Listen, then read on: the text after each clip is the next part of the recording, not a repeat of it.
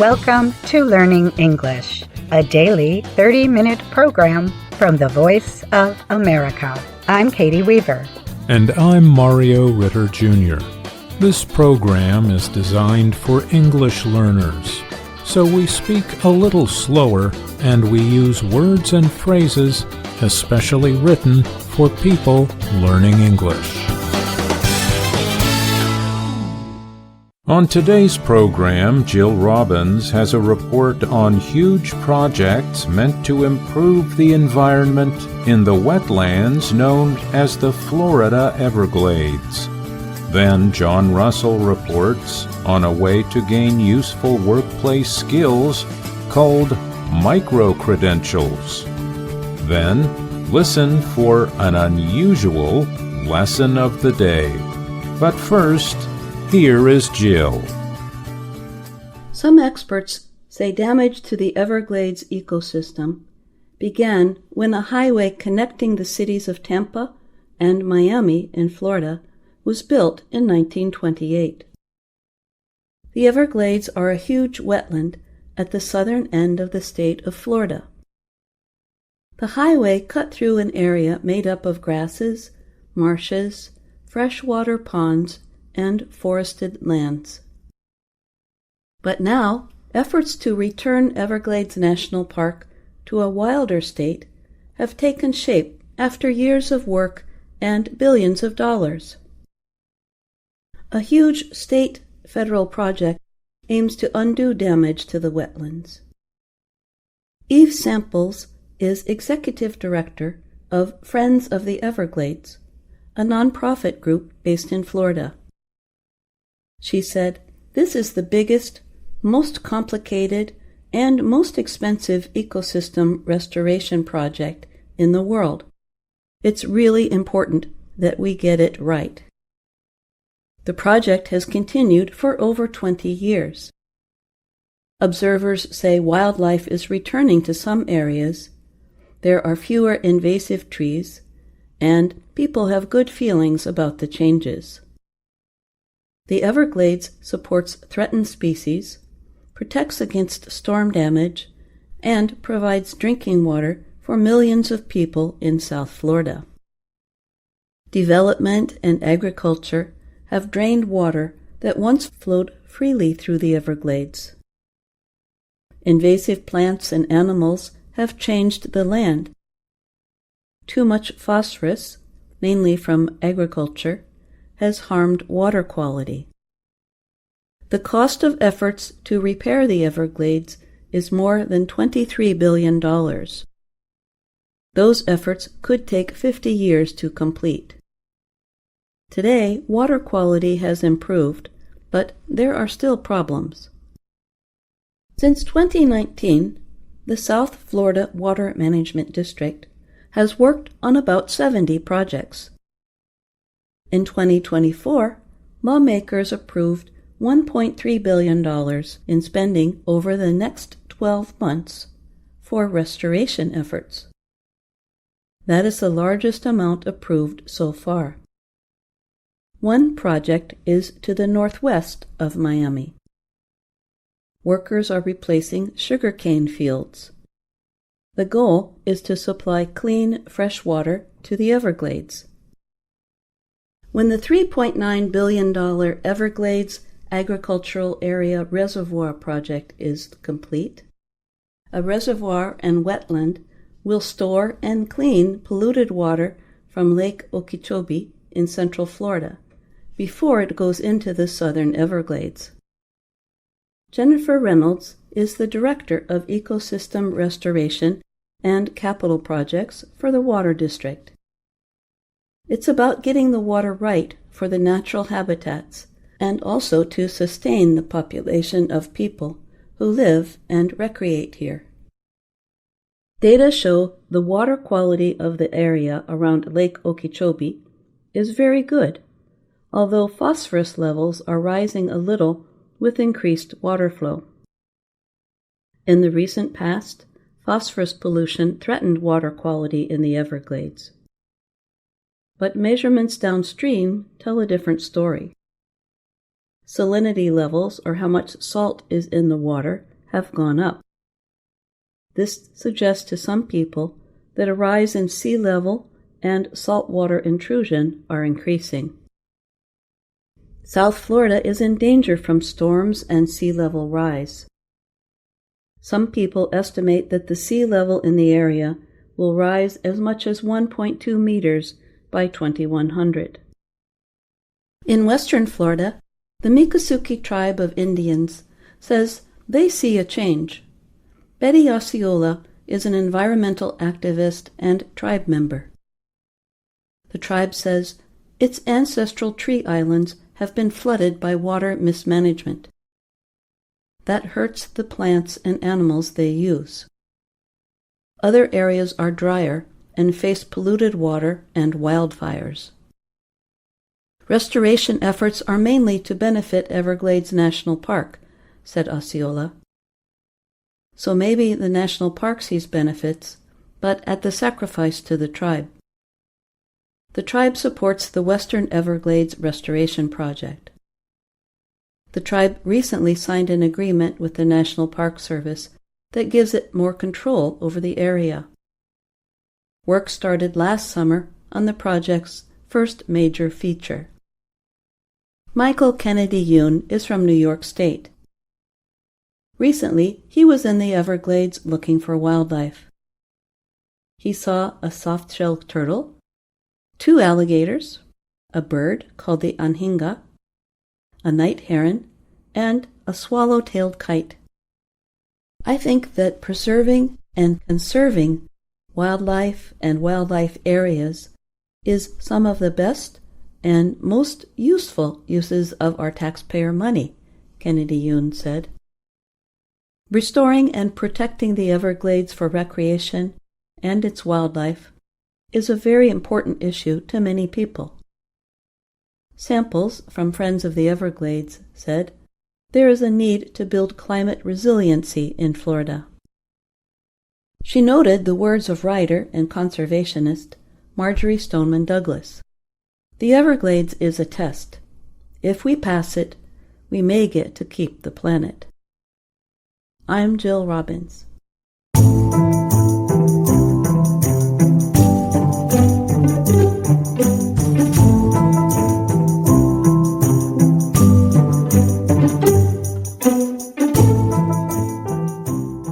In today's workplace, what you learned in the usual college courses may not be very useful later in life. For example, in the field of information technology, workers might never use BASIC, the computer language that was taught in the 1990s. But they might need to know Python or SQL. The answer for students or workers is a professional certificate program, or what is called Microcredential. UNESCO, the world's education agency, defines microcredential as professional certification that centers on a set of learning outcomes in a narrow field. It is completed over a shorter time than a traditional university program, from a week to a month. The most popular fields in which microcredentials appear are data analytics, information technology support, and cybersecurity. The courses are often developed by technology businesses like Google, Salesforce, Meta, Intuit, and IBM. The businesses provide a certificate when a student finishes the course. Coursera, an online educational service, recently released a report on how microcredentials are preparing students for jobs and affecting higher education schools. It says that 51% of colleges in the United States that offer microcredentials also provide school credit, and more plan to do so in the next few years. Some colleges include one or more courses leading to microcredentials as part of their usual programs. At Hawaii Pacific University, school leaders say including professional certifications in its business program has sharply increased the number of interested students. For students, Credential Finder offers a way to search for the right microcredential offerings by field of study or industry. For example, if you are studying information science, you may take Google Data Analytics or an IBM Data Analyst course. If you are working toward a degree in business administration, you may take a Google Project Management course. Your university program's advisors should be helpful in identifying the best certificate programs for your area of study. Be sure to check with your country's government for more information on special training programs.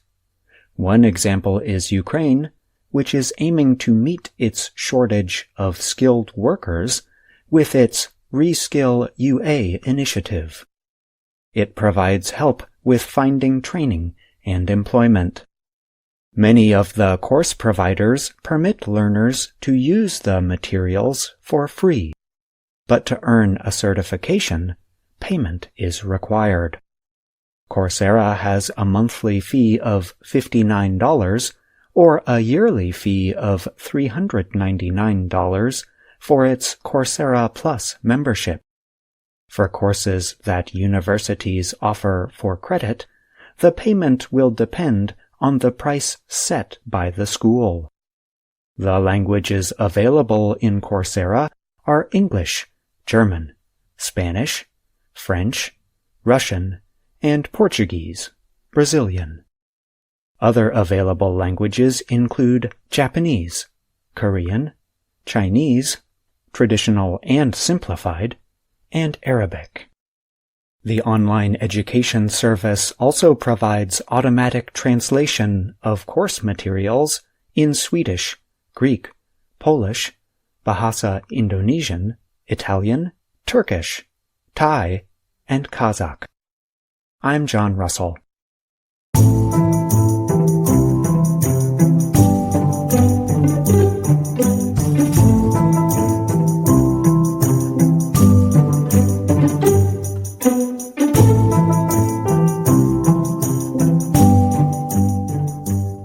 You are listening to the VOA Learning English podcast. Today, we have John Russell with us to discuss more about today's education report. Welcome, John. Nice to be here, Mario. John, today's report provides tips about microcredentials. This word comes from adding a prefix to the word credential, a very common word in the workplace when discussing jobs. Can you explain a little more about its meaning and use for our listeners? I'd be happy to, Mario. Credentials are the documents or certificates that show that a person has the right or authority to do a job or task. People might talk about their academic credentials or credentials necessary for an important job. Microcredentials are a little different. They are usually aimed at teaching specific skills. We noted skills like data analysis, project management, or language skills as examples. So how do microcredentials compare with college classes? Getting microcredentials, usually a certificate of some kind, takes less time than a college degree or a long training program. Microcredentials also cost a lot less because they deal with a single subject or skill and are meant to take less time than other forms of instruction. However, they can be really useful because they provide specific, necessary skills that make both a job candidate or current employee more valuable.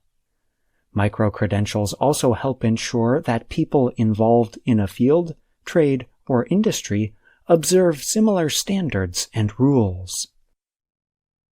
In your report, you mentioned some ways to find these certification programs. Who is offering them? Not surprisingly, colleges and universities are offering microcredentials, especially through MOOCs and online learning. Well, that is all the time we have for today. Thank you for expanding your report for us, and of course, we look forward to talking with you again, John. Thank you. See you next time.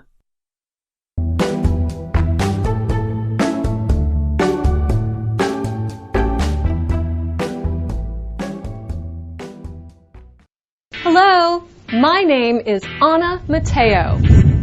And my name is Jill Robbins. And I'm Andrew Smith. You're listening to the Learning English Podcast. Welcome to the part of the show where we help you do more with our series, Let's Learn English. The series shows Anna Mateo in her work and life in Washington, D.C. To be or not to be in Washington, D.C.? That is an easy question for Anna to answer.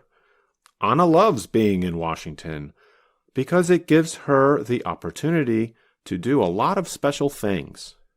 Andrew, are you quoting William Shakespeare, the famous English playwright? Of course I am. To be or not to be is probably the most famous line from all of Shakespeare's plays. And in Lesson 13 of Let's Learn English, Anna, who loves the theater, is excited. And that's because she gets to do and see some unusual things at an unusual party. That's right. Anna gets to visit a special birthday party for William Shakespeare. And it's an unusual party because Shakespeare died more than 400 years ago, in the year 1616. Well, people still celebrate his life, especially at the Folger Library in Washington, D.C., which has the world's largest collection of Shakespeare's works. That's where Anna was lucky to find this birthday party for Shakespeare. Let's listen. What is going on here? It's a big birthday party for the writer William Shakespeare. This is a party for William Shakespeare? Yes! Awesome! Awesome! I think awesome is one of Anna's favorite words. She uses it a lot. Yeah, so do a lot of people in the United States. In American English, awesome just means really good or enjoyable. And this birthday party is awesome for Anna because it lets her see and do things she does not usually see or do. You could say it's an unusual day for Anna. It's a most unusual time, it's a most unusual day. It's quite bizarre, it's super odd, it's strange in every way. I guess that's our unusual theme music for today's podcast. But now let's listen to the things Anna gets to hear, see, or do at the birthday party. This is a drum band. I never listen to a drum band. But today, I am listening to a drum band because it's Shakespeare's birthday. Thorough briar over park, over pale, thorough flood, thorough fire. This is a puppet show. Everywhere. I never watch puppet shows, but today I am watching a puppet show because it's Shakespeare's birthday. My clothes are usual. His clothes are unusual. In Washington, D.C., seeing a politician or even the president is usual. Seeing the Queen of England is very unusual. Your Majesty. This is sword fighting. I never sword fight, but today I am sword fighting because it's Shakespeare's birthday. Sword fighting is pretty unusual these days. I know I've never tried it. Me neither. But in some of the plays Shakespeare wrote, it's normal to see a sword fight. Now let's review what Anna saw and what she did at the birthday party. First, she listened to a drum band. This is a drum band. I never listen to a drum band. But today, I am listening to a drum band because it's Shakespeare's birthday. Second, she watched a puppet show. Throw briar over park, over pale, throw flood, throw fire. This is a puppet show. Everywhere. I never watch puppet shows, but today I am watching a puppet show because it's Shakespeare's birthday. After that, she saw a man dressed in clothes from Shakespeare's time. That looks unusual today. My clothes are usual. His clothes are unusual. Next, she meets someone dressed like Queen Elizabeth I of England, who was queen during Shakespeare's time. In Washington, D.C., seeing a politician or even the president is usual. Seeing the Queen of England is very unusual. Your Majesty. And listeners, what's last? You got it. The sword fight. This is sword fighting! I never sword fight, but today I am sword fighting because it's Shakespeare's birthday! I think the sword fight and the people dressed in old styles of clothes are the most unusual things Anna saw. You could say they're not normal. They're strange. Bizarre. Weird. Different. Out of the ordinary. Odd. Novel. Atypical. Curious. Rare. Unexpected. And I think that list of words might have been unexpected for our listeners. It's a most unusual time. It's a most unusual day. It's... Excuse me, we have more to explain to our listeners. Oh, right. Sorry about that. I'm Andrew Smith, and you're listening to the Learning English podcast. There are many words in English that mean the same or almost the same thing as other words. We call these similar words synonyms. Andrew and I gave 11 synonyms for the word unusual. Now we're going to say them one more time. But pay close attention because we're going to say them very quickly, and we're going to add one more for a total of 12 synonyms. You ready, Andrew? Ready. Strange. Bizarre. Abnormal. Weird. Different. Out of the ordinary. Odd. Novel. Atypical. Curious. Rare. Unexpected. That was fast, but our listeners can have fun listening to that part of the podcast again to try to understand all 12 words. We should also explain that one of those synonyms is actually 4 words connected together with hyphens, or the small line between words you sometimes see when you are reading English. That's right. The synonym was out of the ordinary.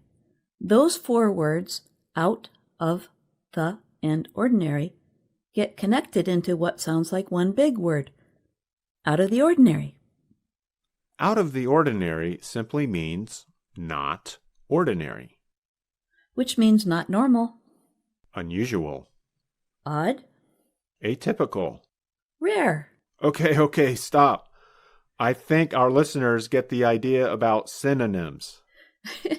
I think they do too. But it's good to know how English can use synonyms to express an idea in many ways. That's true. Sometimes it's also good to know which synonyms are used most commonly to express a particular idea. But this can be difficult for people learning English. Yeah, they might need to ask a native speaker which words are commonly used and which words are rarely used or used only in certain kinds of communication. And even with two common synonyms like the words usual and normal, there can be a difference in how often the words are used. For example, some language databases show that native speakers of American English use the adjective normal about twice as often as the adjective usual. That's interesting. And that word, interesting, makes me think of another important thing from Lesson 13 of Let's Learn English. In the beginning of the episode, Anna said she was bored. But today, I feel bored. When I feel bored, I always look for something unusual to do. But after going to the birthday party, she says she is no longer bored. There are many things to do in Washington, D.C. Some usual, some unusual. Today, I am not bored because it is William Shakespeare's birthday. Well, that means the party was not boring. Exactly. Instead, it was interesting or maybe even exciting. If it were boring, then Anna would still be bored. Okay. I see what you are trying to explain to our listeners. We use ed, like with the word bored, to describe our feelings inside, but ing, like boring, to describe things we see or perceive. So that means Anna would probably not say, I'm boring. That's correct. If she said, I'm boring, that means she thinks other people do not find her interesting in any way. It would be very unusual for a person to say, I'm boring. It would be atypical. Or out of the ordinary. A bit odd. Or maybe just an English mistake. So please, listeners, do not say that you are boring. But it's okay to feel bored from time to time. Jill, how are you feeling? I'm not bored, but I am a bit tired. Thinking of all these synonyms can be tiring. Yeah, but it's fun too. Hey, I have an idea to keep you awake. Uh-oh, I see you grabbing your guitar. Are you going to play your unusual theme music again? You guessed it. But first, I want to tell our listeners that there's even more they can learn from Lesson 13 of Let's Learn English. And we will explain those things in another podcast soon. Oh boy! And they can learn more on our website, learningenglish.voanews.com. They can also find us on YouTube and Instagram. And thanks for listening to the Learning English podcast. I'm Jill Robbins. And I'm Andrew Smith. It's a most unusual time, it's a most unusual day. It's quite bizarre, it's super odd, it's strange in every way. It's a most unusual time, it's a most unusual day. My mind keeps wondering what to think when colors smell like rain. I've heard the strangest things today, like words that rhyme with oranges. And so I think I'll sit right back and watch the world. It's weird and strange in every way.